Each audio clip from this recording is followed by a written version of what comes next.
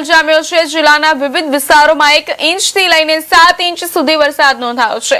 શહેરમાં અંદાજે 4 ઇંચ વરસાદ વરસ્યો છે, જ્યારે ગિરનાર જંગલ વિસ્તારમાં 6 ઇંચ જેટલો વરસાદ નોંધાતા સમગ્ર પ્રકૃતિ સોળે કળાએ ખીલી ઉઠી છે।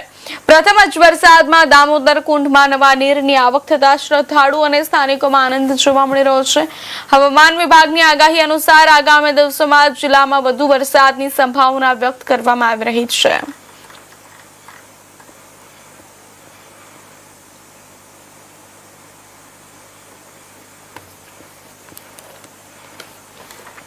મહત્વના સમાચાર જણાવી દે। જૂનાગઢમાં સાર્વત્રિક વરસાદ વરસ્યો છે। ગિરનારમાં 6 ઇંચ વરસાદ ખાબક્યો છે।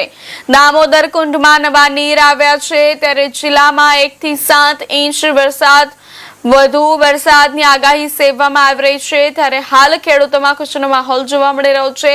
સમગ્ર ગુજરાતમાં વરસાદે ધમાકેદાર એન્ટ્રી કરી છે, ત્યારે જૂનાગઢ જિલ્લામાં સાર્વત્રિક વરસાદી માહોલ જામ્યો છે। જિલ્લાના વિવિધ વિસ્તારોમાં 1 ઇંચથી લઈને 7 ઇંચ સુધી વરસાદ નોંધાયો છે। શહેરમાં અંદાજે 4 ઇંચ વરસાદ વરસ્યો છે, જ્યારે ગિરનાર જંગલ વિસ્તારમાં 6 ઇંચ જેટલો વરસાદ નોંધાતા સમગ્ર પ્રકૃતિ સોળે કળાએ ખીલી ઉઠી છે।